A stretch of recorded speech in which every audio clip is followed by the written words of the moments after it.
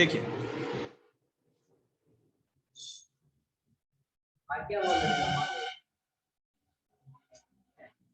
एक सेकंड,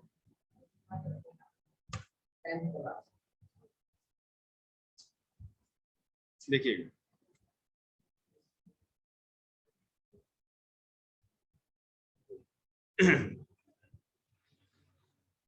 हम साइंस पढ़ाएं और बच्चे भाग जाए, ऐसा हो सकता है। बैठ,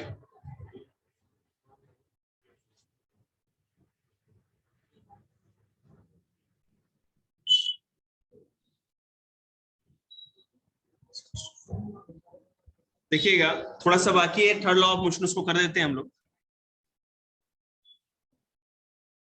तो जैसा कि आपको पता है कि अगर कोई बॉक्स जमीन पे पड़ी हुई है, रखी हुई है, तो उस पे क्या हो रहा है, एक रिएक्शन फोर्स लग रहा है जो नीचे से ऊपर की ओर, जमीन उस पे एक रिएक्शन फोर्स लगाती है। मतलब देखो बॉक्स, ये टेबल है हमारा, ये फर्श पे रखा हुआ, ठीक है, इस टेबल में कुछ वेट है जिसके चलते ये डाउनवर्ड फोर्स लगा रहा है, जिसको कि एक्शन कहेंगे, और जमीन अपवर्ड फोर्स ऊपर की ओर लगा रहा है, जिसको कि हम क्या कहेंगे, रिएक्शन। और इस तब तक ये टेबल जमीन को तोड़ नहीं सकता, या तब तक ये टेबल हवा में उड़ नहीं सकता, जब तक इनके बीच का बैलेंस खत्म नहीं हो जाए। बात समझ रहे हैं? या तो जो फर्श है वो इसको ऊपर की ओर इतना तेजी से ढकेले कि ऊपर उठ जाए जी, या ये टेबल इतना ज्यादा भारी हो जाए कि जमीन को तोड़ते हुए अंदर चले जाए। ये कब होगा? जब एक्शन और रिएक्शन जो दोनों फोर्स हैं उसमें बैलेंस नहीं रहे। ठीक है जी। So some example of to illustrate Newton's third law of motion. हम कुछ एग्जांपल देंगे जिससे हमें पता चलेगा कि Newton third law of motion को और अच्छी तरह समझा सके। पहला है हाउ डू वी वर्क, हम काम कैसे करते हैं, चलते कैसे हैं, है ना, दौड़ते कैसे हैं, खेलते कैसे हैं, ये सब कैसे कर पाते। When we walk on the ground, ठीक है, then our foot pushes the ground. जब भी आप एक कदम आगे बढ़ाते हो तो कदम को, जमीन को ऐसे दबाओगे, ऐसे नहीं ना ऊपर रखिए और फिर कोई जमीन पे दबाव नहीं पड़े। आप जब भी चलेंगे, आप चलोगे तो कैसे करोगे, जब भी ये आगे पांव बढ़ाए इस पर ये दबाव देंगे तभी तो आगे जाएंगे, ऐसे नहीं ना ऐसे रखे रहेंगे, ना ना ना बिल्कुल नहीं, नहीं दबाव नहीं लगाएंगे, नहीं नहीं बिल्कुल फोर्स नहीं लगाना। आप कुछ एक्सपेरिमेंट करेंगे तो वहीं खड़े होकर के समाधि ले लेंगे। मतलब कि आप जमीन को पुश करोगे, ठीक है, आपने फोर्स लगाया जमीन पर जो कि था एक्शन, और जमीन जो ये डाउनवर्ड फोर्स था नीचे की तरफ आपने दबाया धरती को, और जो धरती है उसने आपको अपवर्ड फोर्स दिया, मतलब एक ऊपर की ओर आपको फोर्स दिया, ऊपर की ओर आपको पुश किया, जिससे कि आपका पांव ऊपर उठ पाए। तो हर बार इस एक्शन रिएक्शन के चलते क्या होता है, आप चल पाते या दौड़ पाते। अगर आपको दौड़ना है तो और जितना तेज धरती को दबाएंगे उतना ही तेज धरती आपको आगे बढ़ेगी। समझ रहे हैं जी? पानी में दौड़ने की बात कर रहे हो?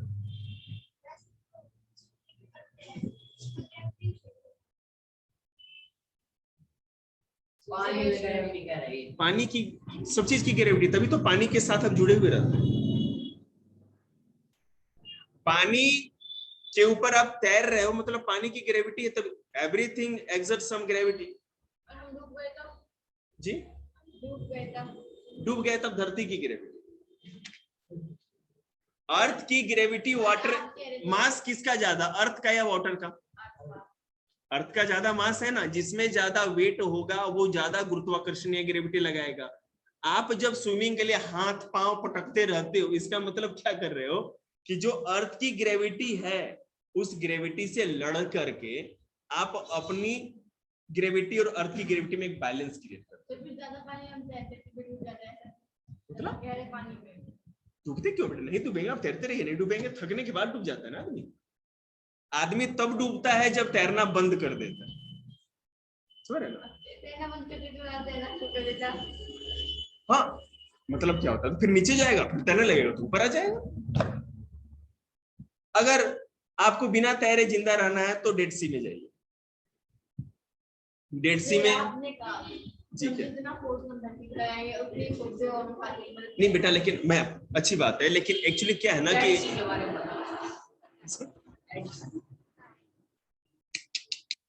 डेड सी कैसी की तैसी, मैं समझ गया आपकी बात, काफी को बता रहा हूँ। आप जब यहाँ पर आप मूव कर रहे हो तो यहाँ पर क्या है, मीडियम एयर है, जो कि एयर का रेजिस्टेंस नहीं है, एक एक्सटर्नल फोर्स कहीं अप्लाई नहीं हो रहा एयर में, ठीक है ना। लेकिन वाटर में क्या होता है, वाटर एक डेंस मीडियम होता है, ठीक है ना, जिसमें ये प्रॉब्लम क्रिएट है। उसमें वाटर का भी तो फोर्स लगेगा ना, वाटर आपको अच्छी तरह से आगे बढ़ने नहीं देगा, ये भी तो है ना। डूबने का कॉन्सेप्ट तो ग्रेविटी का है बेटा, उसमें Newton third law of motion को क्यों लेके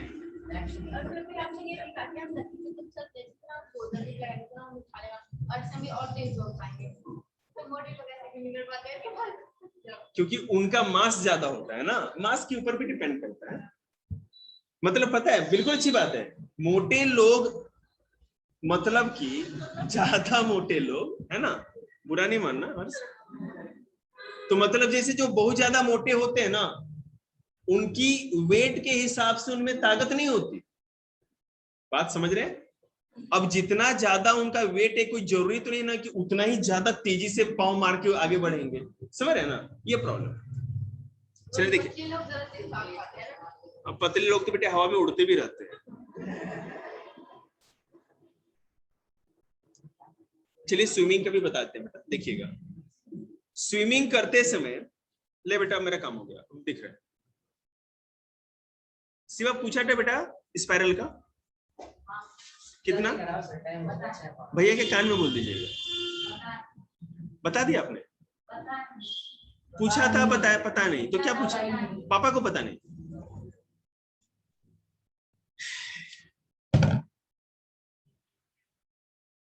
बेटा साइंस लाए आप, आपका इंग्लिश में हिंदी में साइंस, हिंदी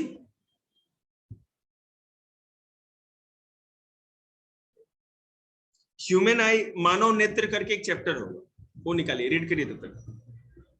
जब बेटा स्विमिंग करते समय क्या होता है, हम वाटर को नीचे की ओर पुश करते हैं और वाटर हमको ऊपर की ओर पुश करती है, इसीलिए पानी में हम तैरते रह पाते हैं। वहां भी एक्शन रिएक्शन, एक्शन रिएक्शन वाला होता है। जब पांव हम ऐसे से मारते हैं, ऐसे से पानी को हटाते हैं, तो क्या होता है, एक तरह से पानी को हम नीचे की ओर पुश कर रहे हैं, और जिसके चलते पानी हमको ऊपर की ओर पुश करती है।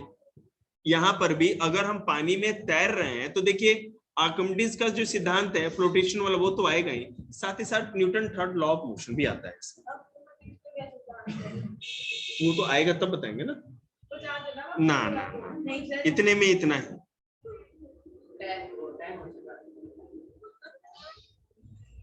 स्विमर की बात करते हैं, और swimmer pushes the water backward, मतलब कि स्विमिंग करते समय बेटा हम आगे कैसे बढ़ते हैं, ये करने का मतलब है।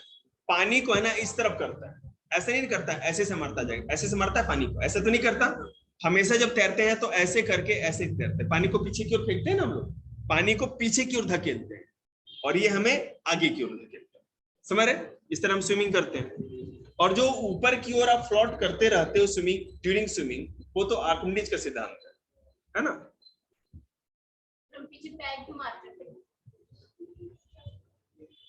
पीछे भी पाँव इसे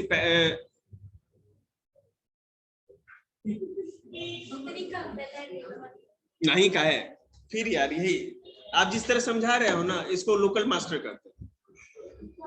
देखिएगा पीछे हम पाँव पानी के ऊपर ऐसे से मारते हैं और आगे की तरफ हम लोग ऐसे से पानी को करते हैं, हैंड से पानी को बैकवर्ड पुश करते हैं और पांव से पानी के ऊपर मार करके जब पानी को नीचे मारेंगे तो पानी हमको ऊपर मारेगा, मतलब कि एक्शन का रिएक्शन, इसलिए हम ऊपर फ्लोट करते रहते हैं। और आगे अगर आप पानी पे केवल ऐसे से पांव हाथ मारते रहोगे तो आप आगे नहीं बढ़ोगे, एक ही जगह ऊपर रहोगे सरफेस पे। एक सेकेंड, ठीक है, ऊपर रहोगे, लेकिन आप पांव पीछे मारते रहें और यहाँ पर इस तरफ पानी को वाटर को बैकवर्ड करते रहें तो आप आगे भी बढ़ेंगे और पानी के ऊपर भी देखेंगे। द एक्शन व्हाट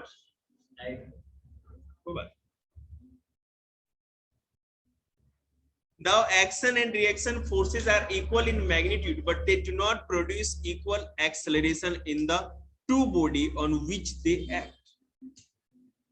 ठीक है? Action और reaction जो forces होते हैं वो होते हैं equal in magnitude. उनका magnitude equal होता है. आपने दीवार को धकेला, दीवार ने आपको धकेला, मैग्नीट्यूड बराबर थी, दोनों की मात्रा फोर्स की बराबर थी, उतना ही न्यूटन का फोर्स आप पे लगेगा. आपने दीवार पे जितना न्यूटन का फोर्स लगाया, दीवार ने भी आपके ऊपर उतना ही न्यूटन का फोर्स लगाया, लेकिन एक्सेलरेशन उतना नहीं होगा. मेरी बात समझने की कोशिश करें. आप बंदूक से गोली फायर करते हैं, शूट करते हैं, ठीक है, तो बंदूक पीछे जाती है, लेकिन ऐसा तो नहीं ना जितनी दूर गोली गिरेगी उतनी दूर बंदूक लेके आप भी पीछे जाओगे. इतना ज्यादा फोर्स से पुश करती है, लेकिन इतना ज्यादा पीछे तो नहीं जाती. हमने तो कभी कुछ किया नहीं ऐसा, हम तो बंदूक देखते ही कांपने लगते हैं जी. बंदूक मतलब बंदूक टॉय वाली हो चाहे कोई भी, हम पेंसिल और पेन वाला काम जानते हैं, बंदूक और चाकू वाला भी काम हमसे नहीं होता. देखेंगे. और ऐसा क्यों, ये भी तो क्वेश्चन है ना. हमने बताया न्यूटन के थर्ड लॉ ऑफ मोशन में कि आप एक्शन करते हो तो बराबर रिएक्शन होता है, फोर्स की मैग्नीट्यूड बराबर है, तो एक्सेलरेशन उतना क्यों नहीं. ठीक है, it's a nice question. Hello, हाँ जी जी, बढ़िया जी, अभी 5 मिनट में कर रहा हूँ जी, अभी थोड़ा क्लास थोड़ा एक्सटेंड हो गया था. नहीं, मैं 6 बजे ही करता हूँ, थोड़ा वो साइंस का कॉन्सेप्ट था ना, इसलिए 10 मिनट आगे हो गया. ठीक. पापा को कौन सी गोली खिलाते हो? पापा तेरी ही गोली बोलते हैं. हमारे बाबू तो कह देना रख लो घर पे ही, भिजवा देंगे चून. देखिएगा, ज्यादा लाडला होना भी खराब. टीम की ऐसी की तैसी. रिकॉर्डिंग सुन लेना, जाओ घर, हम तो पढ़ाएंगे. सो ऐसा क्यों है? This is because the two bodies on which action and reaction forces act usually have different masses. बिल्कुल से. अब एक्शन और रिएक्शन जो हो रहा है, बंदूक और गोली की बात करें, गन और बुलेट की बात करें, तो बुलेट की जो मास है वो कम है, गन का मास तो ज्यादा है. समझ में आ रही थी बात आपको? तो डिफरेंट टाइप के ऑब्जेक्ट्स पे एक्शन और रिएक्शन का फोर्स तो सेम लगेगा, लेकिन एक्सेलरेशन होगा अकॉर्डिंग टू देयर मास. मास पे डिपेंड करेगा, जैसा मास होगा वैसा एक्सेलरेशन होगा. अब देखिए कैसे. This is because the two bodies on which action and reaction forces act usually have different masses, so the acceleration produced will be more in the body having less mass. याद रखिएगा, आपने किसी body पे object पे action लगाया, उसने आप पर रिएक्शन किया. जैसे बंदूक और बुलेट की बात करें, आपने फायर किया तो गोली इसलिए ज्यादा दूर जाके गिरी क्योंकि उसका मास बंदूक की तुलना में कम था. ठीक है, इसलिए उसको ज्यादा एक्सेलरेशन मिला, और जिसको ज्यादा एक्सेलरेशन मिलेगा वो ज्यादा आगे जाके गिरेगा. इतना समझ में आ रहा है? और बंदूक का मास ज्यादा था, इस पे फोर्स उतना ही लगा, लेकिन मास ज्यादा होने के चलते इसमें एक्सेलरेशन कम हुआ, इसलिए आप बंदूक लेकर के कराला नहीं गिरे, आपकी गोली सावधा चलेगी. Is it clear? ओके, गुस्से में है, नो प्रॉब्लम.